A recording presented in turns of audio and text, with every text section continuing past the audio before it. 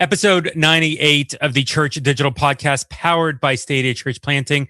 Jeff here. We are just a couple episodes away from the greatness that will be episode 100. I'm not even going to tease what's coming up other than to tease and say it is going to be incredible. You're going to love episode 100. But hey, let's focus here on where we are with episode 98.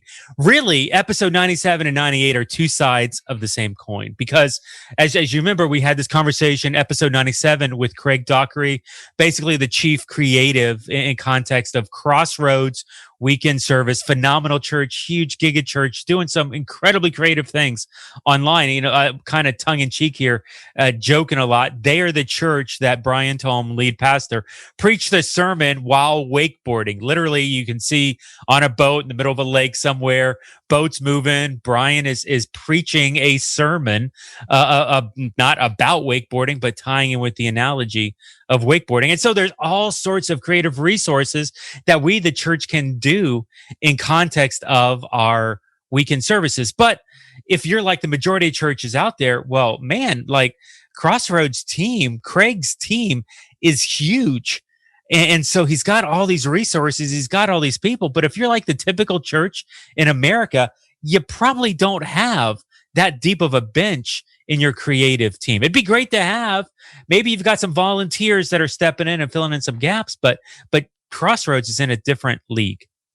And so to that point, I wanted to have a completely separate conversation on the exact same topic. So we brought in Patrick Holden, who's a church planter with a church called Nuvo Church. Now, I'm not sure I don't even think Patrick's church has officially launched, whatever launched means. He's doing online services and he's developing his core team.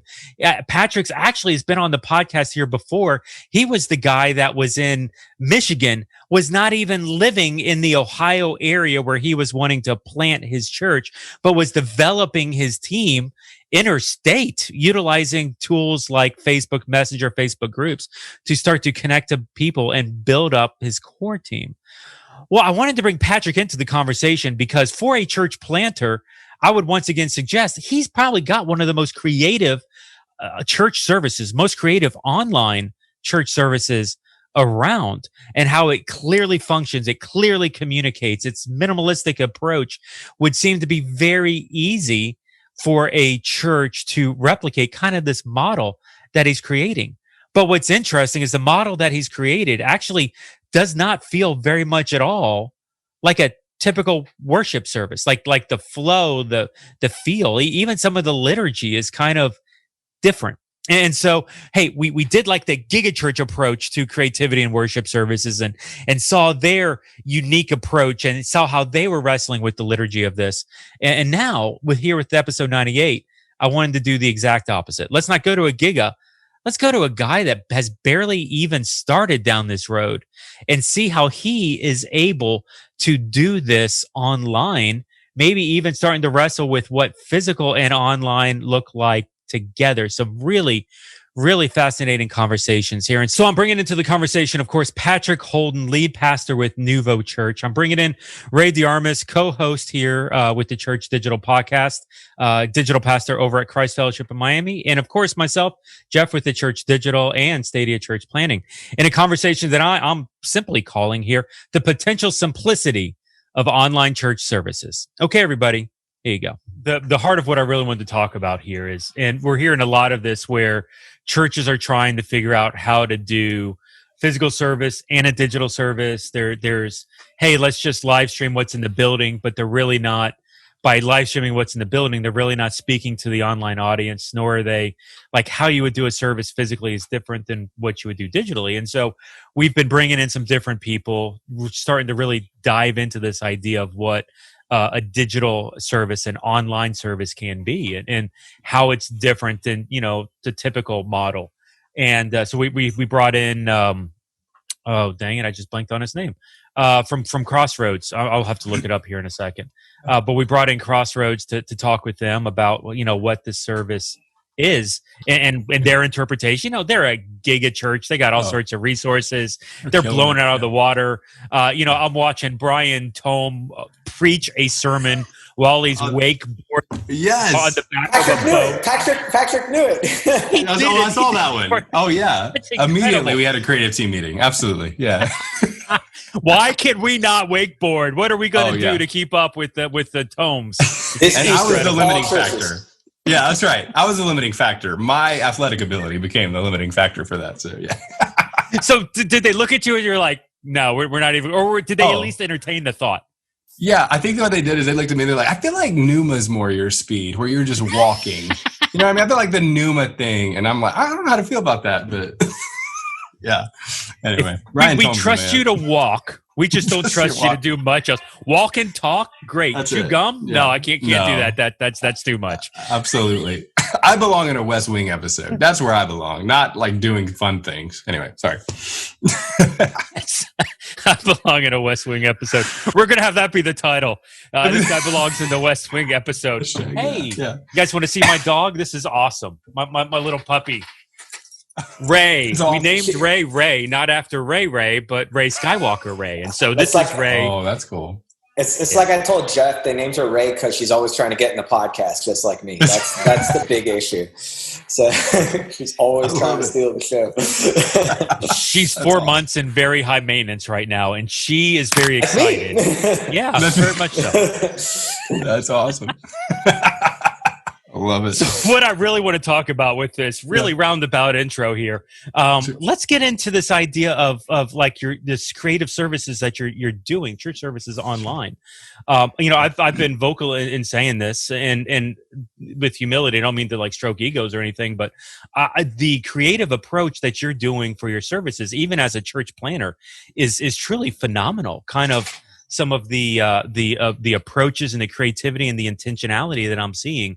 Even for somebody that hasn't even started like launching a service or meeting regularly, or you've got 30 people on your core team that haven't even met in the same space because you've been planting and starting in this COVID season. So, man, I would just love to just really focus on this idea of the church service and maybe even just to kick it off, like as you're doing your online services, like how have you structured this? Like, what part does it play in your church's strategy? Like, what's the role of the online service? What's its function?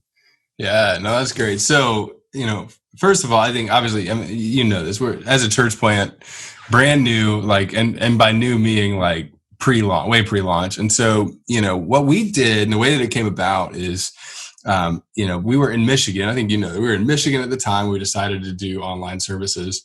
We're moving to Ohio. And then on top of that, my wife and I had just moved into like the 700 square foot tiny cottage. I have 2 kids. One's 4, one's 2. We'd film these things late at night once they went to bed, once they got a deep sleep, right? Like 10 o'clock in the evening. I had a GH4. So if you're a camera guy, I had a GH4 with a lens that doesn't zoom. So it's like across the whole way. And we just said, would it be possible as COVID happened, which was 6 months before we planned on doing anything like this, would it be possible to put up an online service that would be helpful to people and help people see who we want to be? And that was really it. Like, we hoped it was helpful. We hope people enjoyed it. We hope people had a great experience. But there was like a legitimacy component, at least as a church plant, where we feel like we can start a conversation around a topic in 18 to 20 minutes, which is about how long I speak. I'm not going to solve. Like, we just did a politics match. I'm not going to solve politics in 18, 20 minutes. But can we start a conversation that leads to a digital group and launch out of that? And so that was kind of our strategy back this past Easter. That's what we started doing. We still do that, right? So we do a once a month online service, and then we do digital group. Now, digital group is where our bread and butter is. But our online service, we say, it brings legitimacy to it. It helps people connect with who we are. And for people who are inviting, it helps them to be able to point to something and say, they have something. They're a real church, I promise. It's not a cult. It's a real church, right? There's a little bit of that. And for us, it's a conversation starter. And so we've tried to figure out, and it's morphed a little bit, but we've tried to figure out how do we make that engaging experience that, helps people see a little bit of who we are. So. Patrick, at what point, because I kind of gushing before we kind of got into the pod about like how much I love the content that you guys have created. At what point did you guys decide, hey, we're not going to do a traditional church service. We're going to do something that's really tailor-made for a digital experience? Because that's what really kind of set me off is, this is uniquely created for digital. Like, this isn't just, hey, we're taking a church service and we're putting it online. This is everything. The preaching is YouTube style. Everything is very much like I'm watching a vlogger on screen. And so kind of walk me through some of that creative process. Oh, that's good. So, that's a great question. I think for us, part of it was before COVID hit, right? We knew we wanted to have separate content online that was just not streaming our services. And it was partly because, like you were talking about YouTube, I was finding that when I had a question, I would go to YouTube, and then there was some guy and his, I have a car question. There's some guy in his garage just trying to fix something. He's going to walk me through it. And that's where I found helpful things, but they were filmed completely different. Right.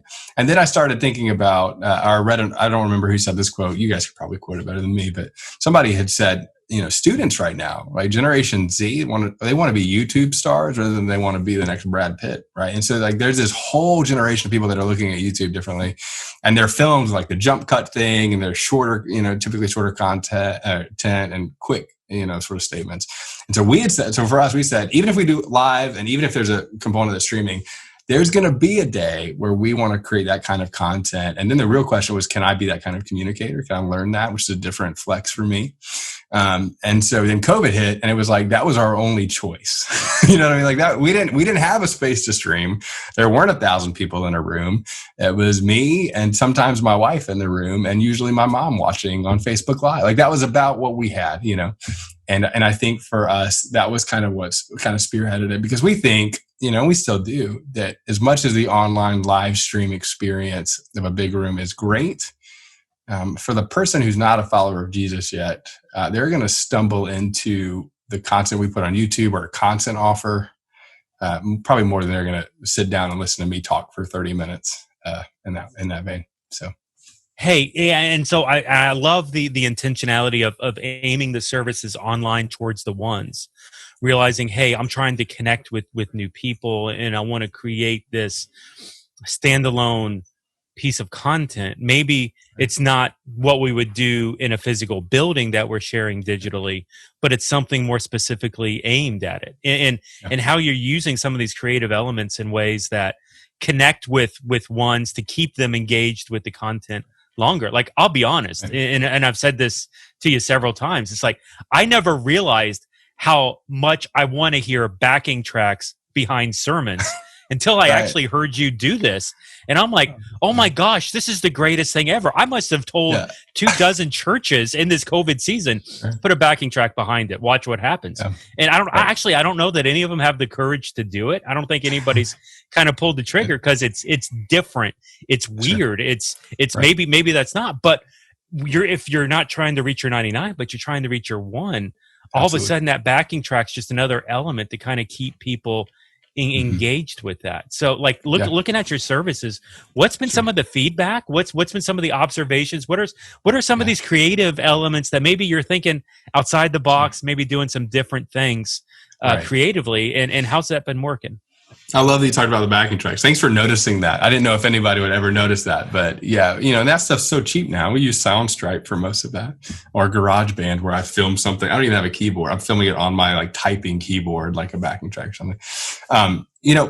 I think the backing track's a big deal. I think, and it caused me to think differently as a communicator, because it forces me to go, what emotion am I trying to, convey in this moment? Wow. And I'll pitch people to that. And that's different. That's different than I've had to speak before like that. Backing tracks are a big deal. I think we use some version of a title package or a bumper video before the message. A lot of churches do that. I do think it's different digitally, right? So usually in a room, that's when people are offering a lot of time, things are shuffling. You have to be I think we have to be punchy and short and intentional about how we do those title packages. And then we try to, through a backing track, seamlessly lead into the talk, which means we're asking the question, what emotion are we trying to convey in the tension of this title package that musically and thematically can lead us into a talk? So we did one, I believe it was on mental health a while back. And the first part of it feels very house oriented. You remember the show House? It's very cerebral, and we were about to talk about that kind of stuff and medical and quick. And then it leads us into the talk. So we're trying to figure out how do we seamlessly do those things. A lot of people are doing that, but I think it's a completely different thing when you're thinking YouTube style. We do that. The other thing for us is jump cuts. We've talked about that a little bit already. YouTube kind of thrives off of, it's not the normal version of a conversation that you're having with somebody. It's very quick, and it's cuts, and it's zoom in and zoom out. And we try our best to be very creative in how we move in and out of those shots. So this is kind of again, for the people who are video geeks like I am on this, we shoot with one camera in 4K or 6K, depending on which camera we're using. And then we just set up 4 different shots where we zoom in, and then the person editing just gets to essentially edit like they're editing 4 or 5 different clips. But creatively, we try to, on the front end, decide what do we want to zoom in on and what do we not? Like, how are we kind of approaching that? Then the big thing for us too is how do we showcase our city? So what we did is, I don't have a drone. We don't have drone shots of the city. We found people who had taken drone shots of the city on Instagram. I just messaged them, and we got pretty much everything for free. And one person was like, no, I think I need to charge. They charge us $20. I'm like, I'll give you $20 for that whole 4K drone video. And we use those as transitions a lot of times in our services to go, hey, we are contextual in the city. It's not just, in a studio kind of thing. I think the other big thing for us is in our hosting segments. This is one of the big things that we've talked about is we want that to feel very personal. And so the types of cuts and zoom in and zoom out and, music that we put behind that is trying to help them understand those things. The other thing, and sorry, last thing, for the communicators too, I would say this: humor is completely different on YouTube. It's just different, which means the jokes that you're going to make in a live room, and you know this, if you make a joke in a live room and you get, 10% of the audience laughing and they're in the middle, laughter goes like from one spot and spreads out, right? That's why when you have more people in a room and they're close together, they laugh, more of your jokes, and you can not be as funny. But if you make 10% of the people laugh, oftentimes people are going to laugh if they're laughing around you. Nobody's sitting in their living room with 4 other people. Like, you have to legit be funny on YouTube. You have to do that. And so for us, we're going, the humor feels very different. We're trying to get creative on, I think I made a joke the other week about Ohio State and Michigan. We bleeped out when I said Michigan. Right, that's funny when you see it, but it takes more production to be funny sometimes on YouTube, and we're trying to explore those things creatively as well. For what it's worth, I chuckled at the bleep with the Michigan. I did, because and I'm like, because in my mind I'm like, well, aren't you from Michigan and you're bleeping yourself when you moved, and or at least you had lived in Michigan, and so like I found irony in that. I don't think I was rolling on the floor laughing. It wasn't like a ruffle. It was probably more like a that's cute. And then move on to it. So I do feel that. And even like I've seen some where you've done like interviews with the mental health, where you pulled in an expert to kind of like have that conversation, creating once again another piece of content, another asset that maybe you can't do in the physical building, or that you can kind of tailor make and create and aim towards a particular end. I saw the one with the mental health. Have you done other types of interviews or other types of involving people outside of the church in those conversations? Yeah, we have. We did that with Dr. Carter on mental health. She's a psychologist. We actually did one where we talked about joy. And when we talked about joy, it was interesting because we had a guy who really works with athletes to help them have better performance in the way that they think and in their mind. And so I love interviews, especially on digital, because I can take a 50-minute interview and I can get 12 pieces of content out of it, right? So we might show 3 or 4 minutes of that in our service. And then we'll make these content offers that'll say, hey, if you like that and you want more, go to this website. And then it'll either be the full interview or it'll be sliced up in a bunch of different segments. So interviews have been huge for us. In fact, we think about discipleship a lot of ways in how do we give you small pieces of content consistently to help you both become more familiar with us, but for you as a person going, you're not gonna digest 50 minutes a lot of time on principle-based things like that. You're gonna digest it over time. And so like with Dr. Carter and with my friend Craig Fullen, we did both those interviews, filmed them at 50 minutes to an hour, and then showed 3 to 5 minutes in the service, and then had another 10 pieces of content that we'll email you later on. So again, that's not something you can do in a 1-hour segment in a physical building. Even if you did, I would say to people that are doing it that way, you could still take that interview, slice it up, brand it slightly different, and send it out. And people are going to get a lot further, transformation from seeing it spread out over time. So that's how we've approached interviews so far. And again, with both of those interviews at 50 to 60 minutes, we've gotten at least a dozen pieces of content from it. So tell me, you guys, especially when we talk about content in this era, in this time, it's so divided. And yet you chose to lean into some of the most uncomfortable things And especially in your, as we talk about like the click funnel, just talking about the conversation that you created around what it means to, kind of live in this election time and how to deal with people on Facebook and some of this stuff. And so kind of walk through that and how that's been for you, because in my mind, I'm like, man, churches want to run as far away from that as possible. And you guys come back into the building that's on fire and you're like, nope, we're going that way. This is the shore we're headed to. Yeah. Oh my gosh. So it's funny because 2020 didn't just give you a pandemic, right? It gave you racial tension. It gave you an election. It gives you everything. And you're right. The temptation, I think, for a lot of pastors is to go, I don't want to be divisive. I don't want to say the wrong things. I'm going to kind of walk away from that. What we've found, though, is when we talk about the one, that's what they really want to hear more than my top 3 messages. You know what I mean? Like there's like they want us to lean into that. Now, the struggle with that is being able to research quick enough to be able to put something out there that actually says something substantial, which again, for our monthly services, it helps me because we usually have a couple of weeks to plan that. The things that have shifted for us is we had a plan of content for about a year out. And I think we're finding we can't do that because something is going to pop up that's different. So we said we want to lean into those things. We also, this is a big strategy for us. We invite people from Columbus to help me write my talks. We found that people who are not already a part of our services or other people's ones, right? People that they're inviting. We say, hey, jump on a Zoom call with us. I'm going to be talking about racial tension. Jump on the Zoom call and then coach me on what you hope that other people will coach me on what you hope your friends would hear from a church. And what we find is when they speak into it, then they show up to our online services. And we have people that are on our launch team now because they did that early on. That's been a huge strategy for us. And it gives me just a lot of clarity because, again, I'm a 30-something white guy that lives in Columbus, Ohio. I have a very specific perspective when it comes to politics or like we talk about racial tensions. And so we've tried our best to lean into that. We've found a lot of opportunity. I think so much of it is just saying as a pastor, this is an opportunity more than it is a challenge or an obstacle and trying to lean into that. But yeah, that's how we've approached it. So, as you're inviting people to come and up those talks, like, is this like a large net, like throwing it out there, or are there specific people that you're like, you and you, or hey, is it non-Christians, Christians? Is it a mix? Like, who are you co-writing with? So we have people in Columbus. We're saying you're on the launch team, invite as many people as you can and help coach me. So we have the wide net.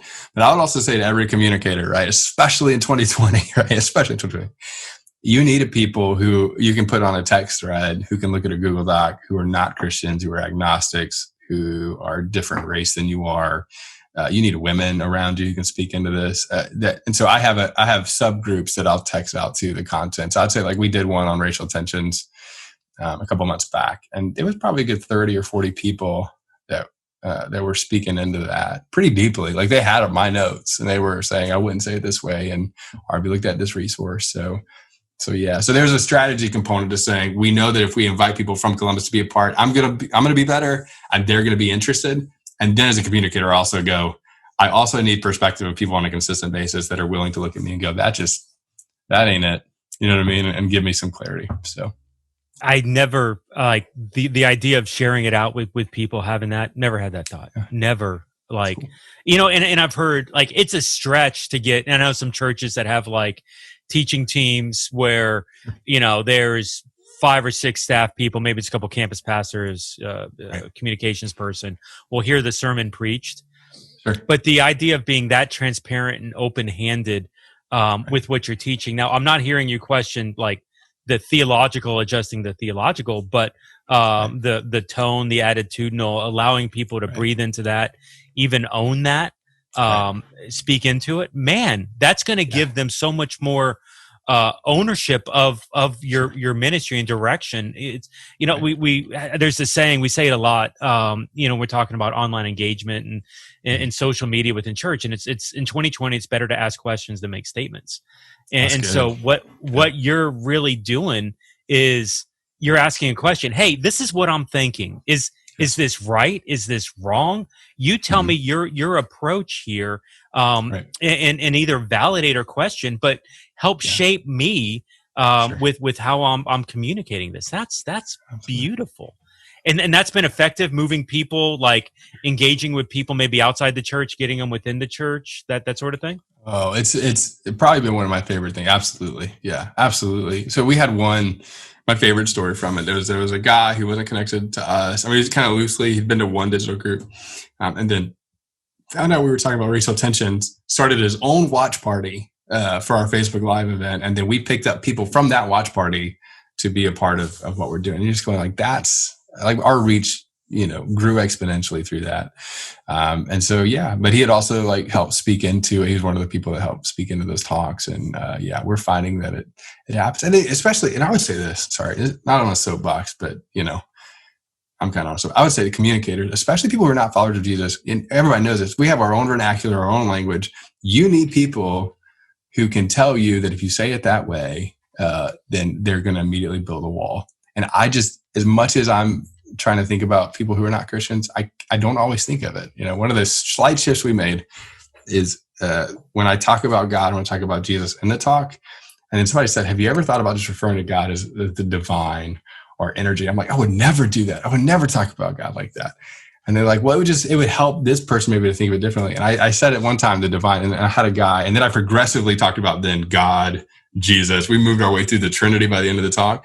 But just because I changed the language slightly in the very beginning, it broke down barrier. I would have never thought to talk about it that way. And I do that in our digital group. And so we try that a lot. So anyway, yeah. That's powerful though, because, I know we're kind of building towards kind of broader concepts than what you're talking about, but let me ask, how far out in advance then are you kind of testing some of these things out? Because content is very hard in the way that you're doing it, right? Like there's an overarching story that you're trying to tell. Every service seems to be very intentional that it's not separated, right? Right. But which means that you've got to be further out. And so how far out right now? Because you're not trying to be so far out, you want to be a year out, but you want to be close enough to where you can create great content and produce great content without killing your team. Right. No, that's good. That's a great question. I want to tell you like it's perfectly systemized because I want you to know that I'm systematized and that there's a perfect, but there's not. I would say I'm shooting to be 2 to 3 weeks out of having a draft that I can send. The hardest thing for me as a communicator in those moments, and it takes like a breaking open, you know what I mean? Of saying, this is number one, is not done yet. So look at the art and know that it's not done and then critique something that's not done. So 2 to 3 weeks out, I'm doing my best to do that. And then we'll send it. But I also would say like, there are parts of the talks I'll send statements to. Like, does this statement work? Or does this statement not? How would I make this connect to a 50-year-old empty nester? You know what I mean? Who is thinking about it differently. Like I jokingly say an African-American woman in her mid-50s who's an empty nester. I don't think about that. So I have people that I'll send statements to or thoughts to. So yeah, usually 2 to 3 weeks out. And then I progressively are adding, and I'm truthfully between us, I'm tweaking in the room that we're filming. I never feel like it's done. In fact, most of the talks that I've given, I would still say, I could have, but I'm sure that's most speakers, but yeah. Anyway, we're tweaking up until filming. To give you credit, I feel like that's all content creators. I think we get frustrated in church about that stuff, but then I've seen all the documentaries and some of the stuff behind the scenes of like, say, Saturday Night Live, where they're trying to take all of the world's events and content, or even the Daily Show, right? And they're trying to shove it into one event. And they're like, man, we wish we could have perfected it, but next week's coming. So we kind of got to move on. Coming. Right. Absolutely. And it forces you to be open-handed and knowing it's never quite, and then I get to go, hey, maybe I'll give that talk again 4 years from now. A version of it at least. So for sure. So tell me about, because there's the content that you're creating for the weekend, but then there's this other content that you guys have kind of created. Is it similar? Is it the same content where it's like you're trying to get people and draw them into a deeper conversation with your church? Yes. So Tony Morgan really helped us with this early on. We were sitting with him, and I remember one of our team members, I believe it was one of our guys, his name is Ryan Steigel, and then another guy on our team named Zach White. Again, they're the brains behind a lot of what's happening. But we asked Tony, what is it that you wish churches were doing that nobody's really leaning into, or a lot of people aren't leaning into? Because I don't understand why people don't do content offers. Because a lot of people online that are selling things or putting things out there are doing content offers. That's how they do it. And funnel, you're talking about funnels. And so we started saying, hey, we're writing content. I'm writing content anyway. Can we make it to where it's shorter and punchier and something that we could put on Facebook to draw you in with? So we've done that with interviews. Recently we did this with the politics thing. So we did like a 2 months worth of politics talks. And we took my application steps and we just made a 2-minute video out of each one of those application steps and just kind of filmed it slightly different and sent them out. So our goal with that is to help people be exposed to what we're doing, number one, because we think that they'll watch a 2-minute video probably before they'll watch a 30-minute, kind of thing. And then say, hey, it's also a discipleship tool for people who are already a part of this to go, even though they've heard me say it, hopefully in a service, they get a quick reminder with a different example in their inbox consistently. And we're seeing the watch through rates on those just kind of skyrocket. We're seeing people do this on MailChimp and then we can give them more content later if we do that. Again, those are basic, principles online with that kind of stuff. But I feel like for us, it's a newer thing that we're trying. So a lot of that content is there. The other thing that we're trying to, and we've done it a few times, is how do we do behind the scenes stuff? I'm a perfectionist more by nature, as you experienced before we started filming today. I'm just wired that way. But we're also saying there's a lot of people, even people that are outside of the church, that want to see the behind the scenes part of it as much. So I think one time I filmed on my iPhone how we set up for a service. That's probably one of the most watched videos that we've had. And so we're doing some of that content too. So there's like the content offer, and then there's the behind the scenes and story part that feels more vlogger, kind of thing. So. Well, you made mention of it, and I don't want to belittle it because I really feel like you guys are pioneering more a lot of this side on the church side. Because I've seen other folks try to draw people into deeper conversations with their products, but when you talk about the church doing it, I was looking at some of the stuff you guys are doing. I was like, oh no, this is a different approach than what I've seen from other folks, where this is tailor made to take you on a journey further and further and further into the church. Absolutely. Yeah. And the cool thing, you guys know this too, there are people who want to be anonymous for a while, and this gives them a longer on-ramp to be anonymous, but also behind the scenes engage enough to where we know what they're engaging with. One of the biggest shifts I feel as a speaker now is I know what content is landing through numerical value by whether they're watching. You know what I mean? I can tell you which one of the application points was most interesting to people because now we have data. And so to your point of saying we can draw them deeper, it helps me be more informed on how to do that and help be able to give them content that's most helpful to them. So. I got to ask, just kind of coming out of that, because you guys have been so forward thinking that matter. Are you thinking of taking said data and then leveraging it for, okay, and this is where we need to go next? That's great. Yes, I would say Zach and Ryan, those guys, they're doing more of that. I'm probably approaching it more from a communicator, what's working, what type of language. But yeah, I would say like the forward thinking parts of their minds certainly are looking at that. Now we're so new to it. So I'd also say, like, candidly, we're very new to it. A guy like Tony Morgan's been doing it for years, and they have a lot more data to work with. But we're trying to say we can see demographics and people and location, and we're trying to make decisions even in a city. So we're attracting people from all over the city because we're digital. We know where they are in the city. We know the demographic of the person that's watching, and we know that sort of thing, which helps me to tailor the types of content that we can put in front of them and what we'll do next. So yes, I would say I'm probably less involved in that because, again, those guys are just so brilliant. You probably have them on a podcast. They're the ones that are so great at that. But as a communicator specifically, I'm trying to figure out what's working with which demographic, and I can now see that data, which is helping me write a little bit differently. Yeah. So.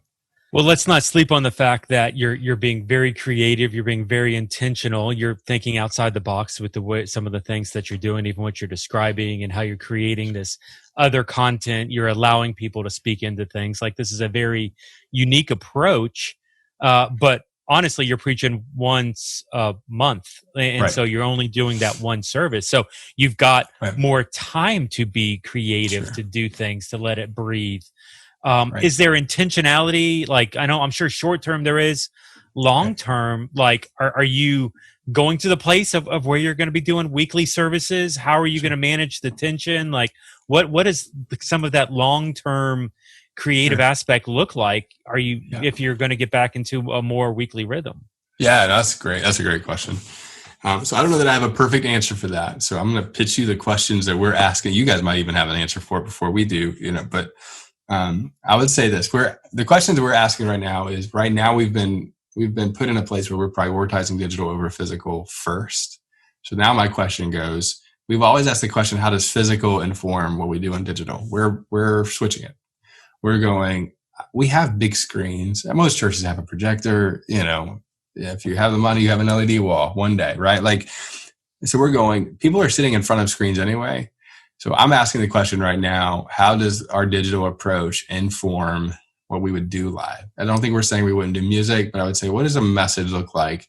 We're also asking the question, how can I leverage the phone that's in your pocket in an interactive way to interact in a live setting? So the one thing that you miss when you're live is the comment section on Facebook or the comments, on a Zoom call, which is where a lot of the community is happening in real time. Also, I acknowledge as a communicator, this generation is fact checking me as I'm speaking. You know what I mean? Like they're doing 3 tasks on their phone as they're hearing me present live. So we're going, if that's the case, let me just tell you where to go. Like this is one of the things we're talking about live is going as I'm speaking. How great would it be if there's a pop-up on the screen that you're watching that says, hey, for more information about, check out, da, da, da, da, da. I don't want to assume that people aren't already doing that as I go. And I'll also say I think it gives us so much more credibility if we can point to people who both agree with us, now this is kind of out there a little bit, and disagree with us. When I can reference a person who is secular thinking that's maybe different than me, and then while somebody's fact checking that, be also talking about why I think this perspective is right. I don't think we lose influence there. I think we only gain influence because they're going to go look at it anywhere they already are, right? And so for us, we're trying to say, how do we make that an interactive experience live versus a sit and hear and listen to a lecture? Can the narrative approach to a message work in a live space? And if that's true, this is what I really believe. And we'll see, again, how it all works out. And if we may not even be the ones who figure it out, there'll probably be other people too. But if that works, how much more scalable is that kind of environment? If it's interactive, a lot of it's not just like live stream video based, but like more narrative video based. Like what does that look like 5 years from now, 10 years from now? And is that more natively how teens, 20s, 30-somethings are experiencing the world in a way? So again, we don't have answers for that, but I would say those are questions that we're asking. I think no matter what, as much as we can, and as long as we have the margin and team and dollars, we're going to try to have a separate wing of YouTube-esque kind of content. The frequency, we don't know yet, but we're trying to figure that out and then figure out how does that make its way into a physical. I love that you're blurring the line between that thinking digital first and how can that scalable digital first content, how can that support what happens, in the physical space? We were doing video teaching on multi-site campuses across the country, mere months ago. And so even blurring that more with as creative and as engaging as what you're doing with that, that content online. Like when it was funny, one of the first services, you sent me or that you did, or one of the first services that I saw was giving you some feedback, on and thoughts, and just even floored, even at some of the early work as you were coming out. But I remember one of the things that I just kept beating on is you've got all this creativity that you're doing online. Right. How are you going to represent this in physical space? You're doing all these great cuts. How does that impact what you're going to do in your physical building? Are you going to do the backing track in the physical building? Because even then, I was like, okay, I'm thinking physical first instead of, okay, let me think digital first, and then allow that to resource the physical piece. There are, and I'll just give you the brass tacks on that. There's a handful of churches that are talking serious about that. I don't know of many churches that are actually executing on it. Because I've got a multi-million-dollar building. That's where all the value is. I've got to think physical first, and digital is becoming that, and so it's an interesting exercise where, and actually I look towards planters like you and this next generation that doesn't have, once again, the years of baggage, the previous assumptions of what church is from attenders, and just been able to really work at it with a clean slate to really define what this next level of church is. If we, like you're suggesting, continue to think digital first. Man, I love this. That's cool. The one person we're looking at in the secular world, I don't know if you're familiar with Hassan Minhaj on Netflix. Love Hassan Minhaj, man. Yeah, you love it. Absolutely. You love it. Yeah. So it raises the question: how many people do you have to have in the room to make it interesting, and what is the graphics package and live component looks like? Now, I'm not recommending it for content. He certainly says words that you don't want your 4-year-old in the room to hear. But I would say, in terms of a communicator and humor and style and what could be replicatable across the way, that's one thing that we're looking at. So. Yeah. And that kind of style, and once again, you talk about like allowing people to fact check and this kind of thing has been something that he's been comfortable with from the get-go. Like he's understood conversing with his generation, both through screens, but also through social media and kind of continuing a conversation. And I think even though he just recently got canceled by Netflix because Netflix is trying to shift towards a different direction, that had nothing to do with the popularity of his content so much as, oh man, his content was really good. And even his mindset was great in terms of how he was delivering it. And especially, like you just talked about the difficulty of doing comedy through screens. Right.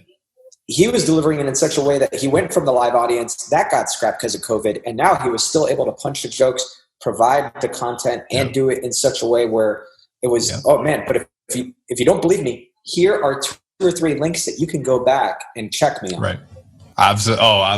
Yes, absolutely. And it makes you also think about on the hiring side of things, for those of us who are creative content writers, you look at a guy like Hassan Minaj who has however many researchers, however many content writers, and there is a lot of content that you have to produce, but who is a comedian that that could look at your talk and say, here's 4 jokes to make that better, right? We don't think about that until we have to, but I think we're in an age where we have to think about how do you build a communication team to make that content punchy, especially for those of us who, again, I'm in my 30s. I didn't natively grow up with YouTube. I grew up with a razor phone, so I mean, like, there's a little bit of like, how do we view that world? Because this is what I keep coming back to. There is an 18-year-old somewhere who has less time than I do and has less money to put towards something, and they're getting millions of views on YouTube. How are they doing that? There's a way to do it. And I think the local church and specifically communicators have to figure out how to do that. So there is so much truth right there. Coming from a guy with a live production background and I walk into churches and they're like, I had a church tell me, we're in the middle of dropping like multiple 6 figures on building out a production studio. And I'm like, that's nice. What can you do now? Like, don't wait 3 or 4 months to write the big check. You got what you need right now. And starting to fire those BBs before bullets and the bullets before cannonballs. That is so true. Even in this COVID season, experiment, test the waters before you write that big check. Sometimes the thing that you think you want to do, when you actually do it, you're like, hey, you know what? I don't want to do this. And then you're, $200,000 invested into something that you don't want to do. So there's a lot of wisdom towards that. Hey, let me pivot a little bit here. Sure. Another thing that you're working on, or that you've been able to take advantage of is like, do you even have a worship guy at this point? Because every time I see the services, like it's you're outsourcing, you're bringing in a friend from somewhere, or like Austin Stone Worship, home of like Chris Tomlin. You were showing that video. So like, what's like what's the role of worship, musical worship? What are you thinking, short term, long term? What's the plan? Oh, that's a great question. It's one of my favorite things to talk about too, because we stumbled into this and it's been one of the best things. So I was at actually Stadia's CPAC, which I loved, and I met a worship leader there, and he shows me his phone. We did this little video and it had like 15,000 views, and it's them in their living room, and the recording quality is fantastic, but it's built for YouTube. It's a worship music that was built for YouTube, not just streamed from a big stage. And it got me thinking, I can't afford, I guess but we don't have a worship leader. We don't have somebody doing music. We're new to Columbus. We're still gathering people. But we wanted to have something that felt artistic and as transcendent as we can make it in this service, specifically around worship. And so I asked him at our first service, I said, hey, would you mind? I mean, like, it'll give you some exposure. Not a ton, but it'll give you some exposure, and then it'll help us have some quality music. Would you let us use it for free? And he said yes. And once he said yes, I was like, okay, who else could we ask? And so we just started, now what we do is we find the song that we want. We find someone on YouTube. Typically it's a person who's getting, between 5,000 and 15,000 views. Generally after that, they're probably pretty big, but around 5,000 to 15,000, sometimes a little bit more. A lot of these are churches. And we say, hey, like, we're going to give you all the credit. So like when we talk about Austin Stone, we put there in the comments, go check out and follow their YouTube page. Here's where you can find it. Here's the specific singers. Like, here are the people that are doing it. And then we say, hey, can we take it? Like, we'll skin it out. Like, we'll put like a background behind the video and make it, still Nuvo style, but use their stuff. And honestly, no one has told me no yet. No church has told me no individual. It feels like in some ways a win-win. We're not a massive church where they're getting so much exposure, but they get a little bit. They'll pick up some followers, and we get great worship designed for the screen, which is a different thing. Like, it is a different feel when you do it that way. And so I'll just kind of tell you, Austin Stone was phenomenal. They have amazing stuff. Garden MSC. They're out in California. They let us use one. I mean, incredible quality. These are both churches. One of my favorites has actually been a church in New York City, and it's called Hope Church. A friend Drew's pastor out there. I mean, these are three people, I would guess, in their early 20s in studio apartments in New York, but the quality is phenomenal, And again, it's built for the screen. So that's what we do. We just ask people if we can use it. Again, people have said yes, and then we give them, as much credit as we can possibly put out there and do it that way. So, yeah. That's nobody has ever said no. Like, that is intriguing to me. And so, but I guess it's, because I would try to do that, where I would try to get licensed for a movie clip or, a TV show or something. And like, those people, they're never calling you back. But I guess the YouTubers within that community, they're already within the Christian community because it's worship music. That's fascinating. They've been able to engage more and follow up and are willing to do that. I would say this too. And again, the open source concept, the open-handedness of these churches, and hopefully for all of us, it when we come to the digital space, it really is an opportunity for us to give everything away to each other to make it better. And so again, like you said, there are so many of these churches that'll do that, and YouTubers, but hopefully we all do. Like, our hope is we can give away the little things that we have, and hopefully we are doing that. So, yeah. Yeah, I'm glad but you're right. It's a great opportunity, even post 2020, as we're redefining what churches look like because COVID, maybe there's an opportunity for some of these bigger churches to start to supply some of these resources, maybe not at a network level, or maybe at a network level, but start to open up open-handedness in the season to provide resources for churches that are starting out, or for churches that are struggling, maybe having to go back from, as churches are shutting down before they're pulling the plug, maybe they're going back to digital because they've lost that school, they've lost that set up, tear down venue. And so they're needing to fall back on churches helping by providing worship content and things like that. That honestly, like, that's the hard part of an online service, I believe, to kind of assemble. The teaching, there's prep time, but at least in the technical aspects, to really make it screen first viable, that's difficult to do. And so, like, Austin Stone, I had a lot of respect. I used to work in Austin at another church, Austin Ridge, which was confused all the time for Austin Stone. So I already had a lot of respect for those guys, and just even the fact that they just did that. When I saw their little watermark pop up on the video, I was like, hey, I know those guys. That's awesome. I love that they did that for you. Well, hey, even maybe just as we're kind of wrapping up here and transitioning, like, what does it look like for you? So you're doing online. When are you meeting physically? Like, do you have a plan at this point of what exactly that physical engagement is, how you're going to kind of balance the tension between physical and digital? Yeah, that's great. And we're so new. Our launch date is September 2021. That's when we'd go weekly, like in a physical location. We're actually looking right now at mid-October, COVID pending, and trying to find a venue. I think our approach right now, and other churches have done this too, is we would do like gathering, we would hang out, we would spend some time together, and then it would be a teaching. But a lot of it's like working to connect with one another, gather in person as many of these people that have engaged with us digitally. And start doing that. I think as we progress to like the September launch, again, there's a lot of question marks that we have around coronavirus and how we navigate that and what do venues look like. And for a lot of church planners, it can be difficult to get school or government buildings in general right now. So how do you do that? I think the thing that we keep wrestling with, as I said earlier, is how do we make digital migrate into what we're doing in a physical location? We feel like if we can do that, we can scale it multiple times, and that's what we're hoping to try to do. And then trying to figure out, like, how do we make those two worlds collide? So we're asking the question, anytime that I'm up in front of people, even in a physical location, how do we capture that content in a way where we can build out more digital content with it. We don't want to waste any time that we do speaking that way. And the great thing is, and you guys know this too, the equipment now to be able to do that is so much cheaper than it used to be. We can get a cinema camera, Blackmagic thing for, we're all in it, like maybe $2,000 for a camera, maybe a little bit more, and have a couple of those going with the right backdrop. Like we can take that content and morph it. The other thing that we've also kind of dreamed about as we think about physical locations, how do we pre-capture some content in the same room and then try to like morph that into digital content as well. So we're hoping we can merge those two spaces. We definitely do want to be a physical location and on digital. I think what we're discovering is that those two worlds hopefully will merge or in some messy sort of format, some way.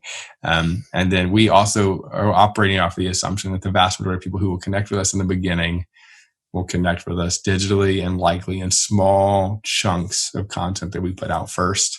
And so we're putting a lot of our efforts there. So that was a long answer to your question, but that's what we're attempting. So loved every second of it. I think it's a great strategy and looking forward to seeing how it gets implemented, executed, and what the results are up there in Columbus area. So Ray, as my dog jumps back into the frame, she's been great.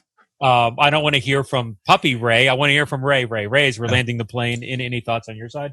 Yeah, Patrick, you and your team, and I love the humility that you're giving so much credit to your team as far as, you name names and some of the folks that are obviously kind of directing what you guys are doing.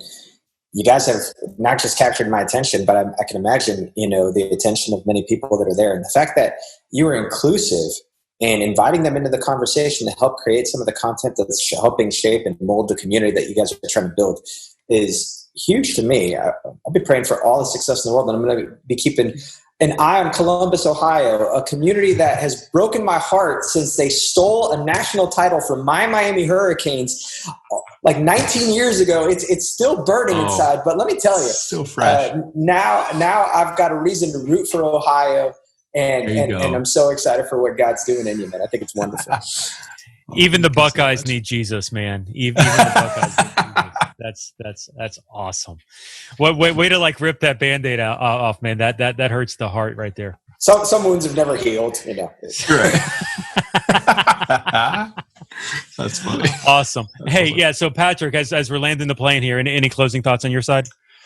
You know what? I don't think so. I think, I'm very passionate about communicators and speakers, obviously. I'm sure you've heard that. And I think I would say to anybody who's listening, whether you're in your 20s or you're in your 60s, where we are right now, it is a learning curve, and it's easy to feel discouraged and try to navigate through how do you do it well and what does that look like. But I would just say, you are learning a new skill. It's okay, but just make sure you don't I would encourage people all the time. Communicators, don't just fall back into the way we've always done it. The world has changed. The way we communicate is changing, if it not already has. And let's just be the best students of that we can possibly be. And then lastly, I would say to you, Jeff, thank you for all of the things that you're doing to resource. We have been a recipient of the content that you've put out, and we are better for it. And so I just wanted to say thank you for all that you're doing. Thank you for your podcasts and blogs and your text messages and the feedback that you've given us. We're just so grateful for you and all that you're doing. If you're listening to this, you need to be listening to this podcast and watching this content a lot. It's super helpful for us. So thank you, Jeff, for what you're doing. Awesome. Yeah. Love every second of it. Even when my dog barks in the middle of a podcast, apologize for that. Yeah, this is why when your kids are like, Daddy, I want a puppy. And I'm like, no, let's get an older dog. This is why, and you work at home while they go to school and while your wife goes to work. This is why you fight. You don't give in, you fight. Do it. Because this dog has bitten me. This 4-month-old dog has bitten me at least 300 times in this podcast. My gosh. Okay. That's awesome. Listen, Patrick, it's always fun to talk with you. It's funny. I remember when we sat down across from each other at that CPAC with Stadia, whatever city. I don't even remember where we were, man. Whatever. What was California something? California somewhere. Rice City. Yeah, we're over at those guys. And just, we sat across each other at the table and just immediately was like, man, this guy's smart. This guy's asking the right questions and heading down the right path. And so, man, I'm excited to see how the church is developed and the road that you're on. We'll continue to pray that God's doing great things through Nuvo as you're moving from that digital to physical and growing in that way. So, and once again, man, thanks for jumping on here. The services, everything's awesome. we didn't say it, maybe I said it up front, but there's links in the show notes to like examples of the services and things. And so y'all check out some of these services. Don't carbon copy it, but find ways to maybe take some of these lessons and apply it to your churches where they are. And so for Patrick, for Ray, for the other Ray, my dog, who's currently biting me for the 500th time, this is Jeff with the Church Digital. Thanks for joining us here in the podcast, and we'll see you next time here on the show. Y'all have a good day.